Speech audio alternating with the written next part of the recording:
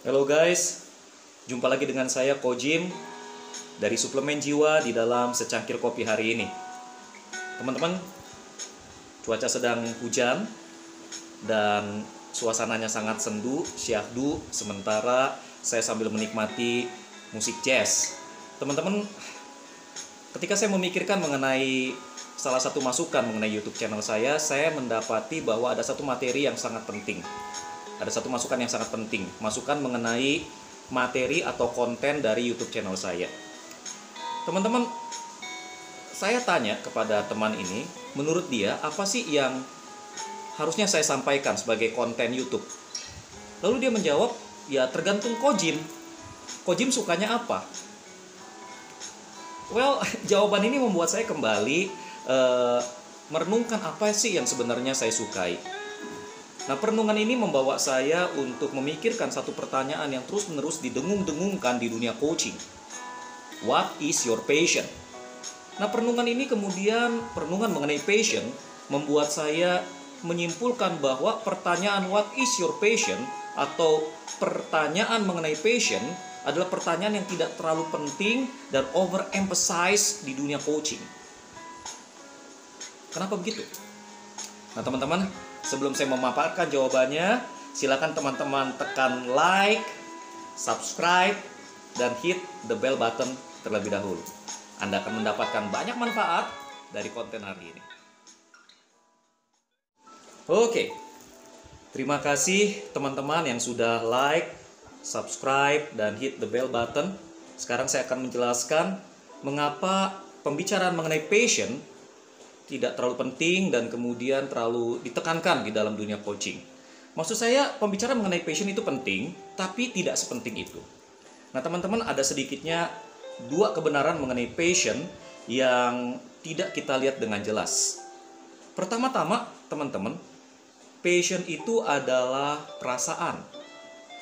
Ya, passion adalah perasaan yang sangat kuat yang bisa mendrive seseorang untuk melakukan sesuatu yang ekstrim atau sesuatu yang tidak masuk di akal.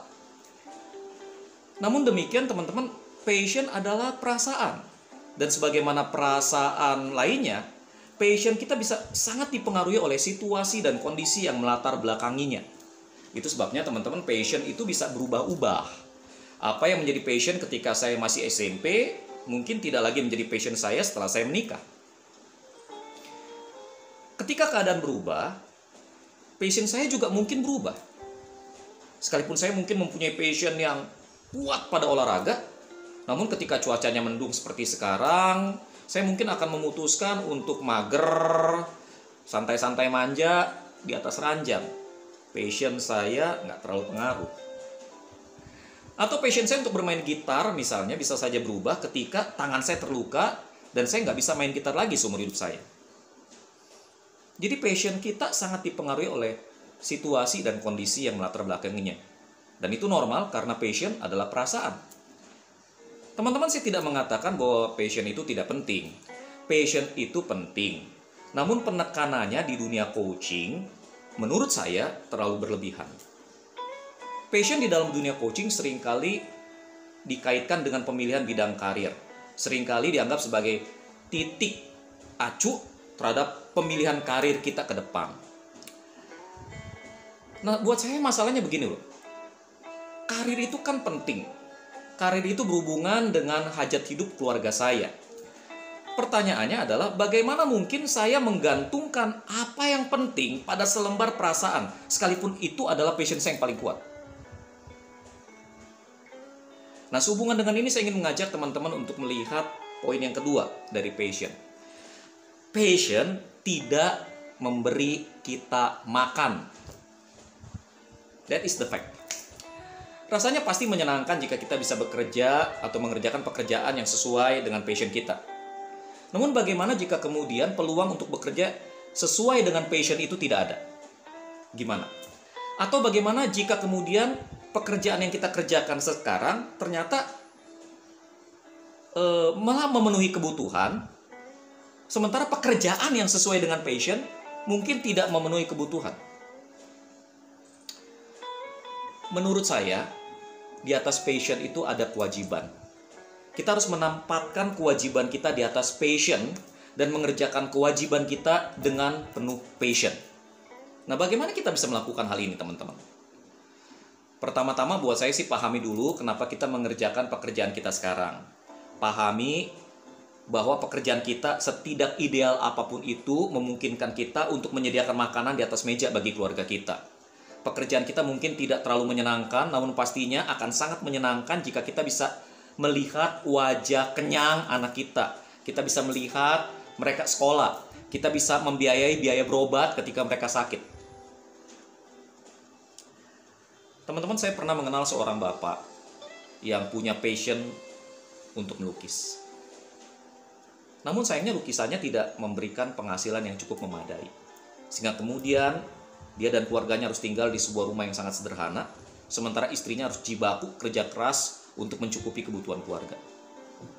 Saya juga mengenal seorang bapak yang punya passion untuk dunia pengobatan tradisional, tapi kemudian passionnya tidak memberikan cukup penghasilan bagi dia, sehingga kemudian istrinya harus kerja sebagai TKW. Nah, pertanyaannya kemudian apa gunanya passion itu kemudian? Adalah baik jika kita bisa bekerja sesuai dengan passion kita. Baik, teman-teman. Tapi mungkin lebih baik bekerja dengan penuh passion. Bagi saya setidak ideal apapun pekerjaannya, pekerjaan itu akan menjadi pekerjaan yang penuh passion jika saya kemudian membayangkan wajah anak-anak saya. Bagaimana mereka bisa makan dengan kenyang, bagaimana mereka bisa sekolah. Teman-teman, ini adalah alasan dan gairah saya untuk bekerja. Cinta saya buat mereka. Jadi kesimpulannya bagi saya, teman-teman, penekanan dunia coaching pada passion terlalu berlebihan. Kenapa? Sebab sekuat apapun passion seseorang, passion adalah perasaan yang bisa berubah.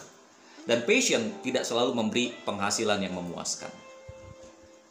Itu alasannya. Jadi bagaimana? Apakah kita kemudian harus mengabaikan passion kita?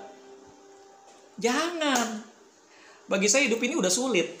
Dan hidup akan jadi lebih sulit, lebih tidak menyenangkan jika kita hidup tanpa passion. Hidup tanpa gairah gitu loh. Kita nggak mau kan hidup seperti itu. Kita nggak mau hidup tanpa gairah. Enggak, bukan?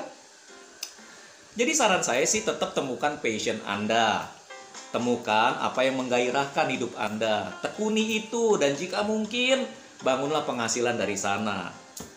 Jangan peduli apa yang orang katakan mengenai passion Anda. Itu kan passion kita, bukan passion mereka.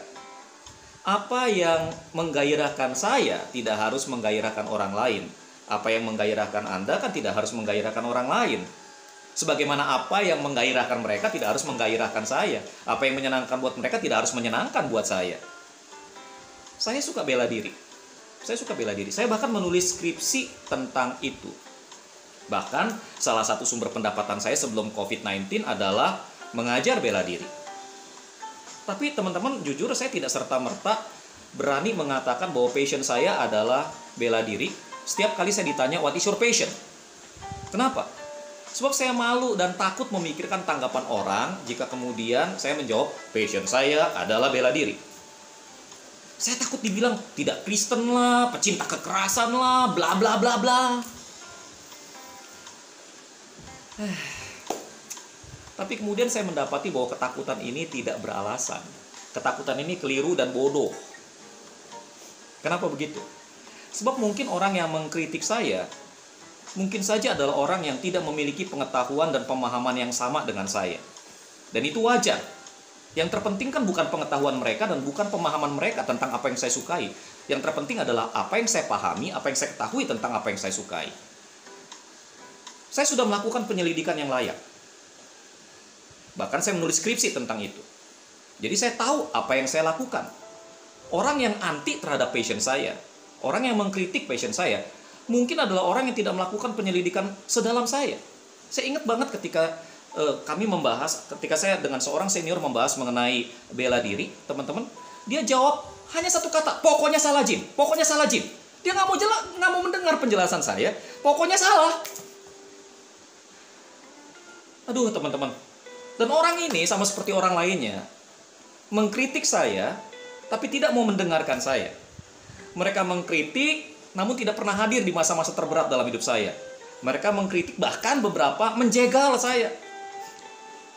Jika begitu, pertanyaannya kenapa saya harus peduli dengan tanggapan mereka? Kenapa? Lalu mereka juga nggak peduli kok dengan nasib saya atau nasib keluarga saya. Jadi teman-teman, jujurlah pada dirimu sendiri. Jujurlah dengan passionmu, oke? Pandangan orang mungkin baik, tapi it doesn't matter anymore. Selama kita bertanggung jawab dengan apa yang kita suka, selama kita bertanggung jawab dengan apa yang kita lakukan, that is our life. So what is your passion? What is your passion? Nah, jika teman-teman mempunyai passion dan tidak malu dengan itu, silakan tulis di kolom komentar. Ko Jim, passion saya adalah ini.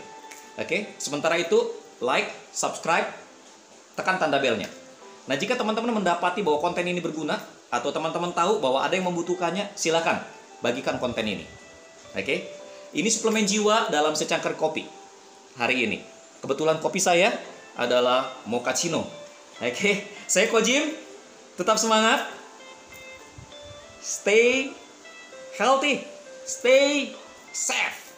Oke, saya senang bisa melayani Anda.